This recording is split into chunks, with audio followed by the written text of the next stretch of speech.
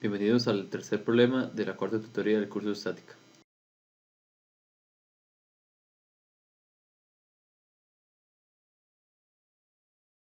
Entonces tenemos este problema que dice: reemplace el sistema de fuerzas por una resultante y un momento par equivalente en el punto O, que es el origen.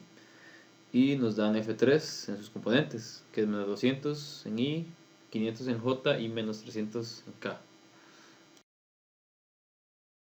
Entonces viene siendo lo mismo, tenemos que cambiar estas tres fuerzas por una sola fuerza y un momento par, o un momento en el punto O.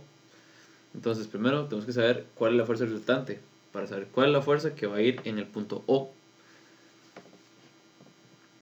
Entonces la resultante va a ser F1 más F2 más F3.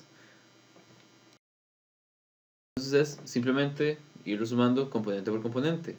Tenemos la componente en X, Y, Z de cada una de las fuerzas, porque F1 sabemos que va solo en el eje Z. Entonces va a ser 300 en Z, menos 300 porque va hacia abajo.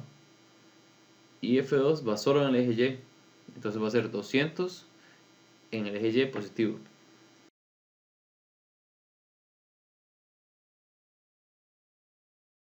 Entonces la suma componente por componente queda de esta manera: los menos 300 que van en K, 200 que van en J y F3 que nos dan componente por componente. Y luego sumamos lo que es de I con I, J con J y K con K. Por lo que obtenemos una resultante de menos 200 en I, 700 en J y menos 600 en K. Esos son Newton. Vamos a calcular el momento. Sabemos que el momento es el producto vectorial entre R y F, que es fuerza por distancia, pero de manera vectorial.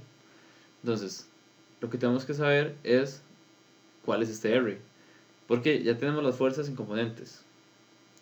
Ahora ocupamos saber cuál es este R para poder hacer el producto vectorial. Entonces, es muy fácil. Es poniéndonos en el punto O, ver qué distancias tenemos que recorrer para llegar al punto donde se aplica cada una de las fuerzas.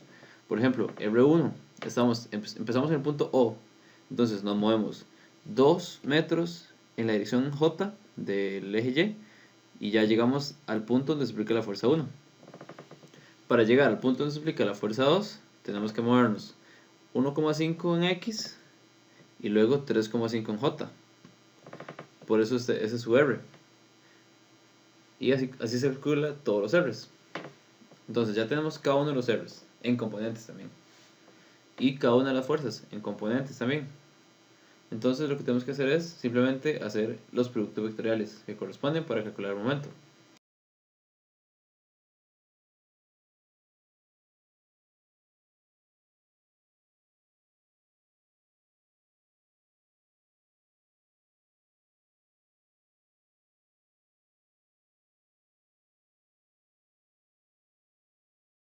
Entonces acá tengo el R junto el F correspondiente. Entonces el momento resultante en O va a ser la suma de estos productos vectoriales, de R cruz F, de su R con su correspondiente F, todos sumados de esta manera. Entonces el momento resultante en el punto O va a ser R1 cruz F1 más R2 cruz F2 más R3 cruz F3. Entonces procedemos a colocar las matrices. Entonces primero R, luego F.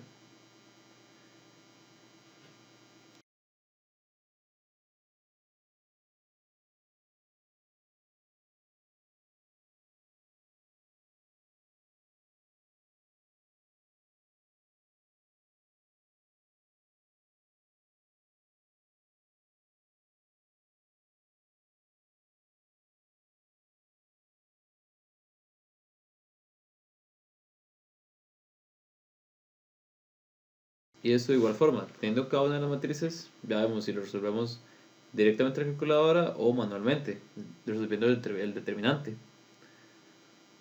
Hacemos estos productos vectoriales y los sumamos componente por componente.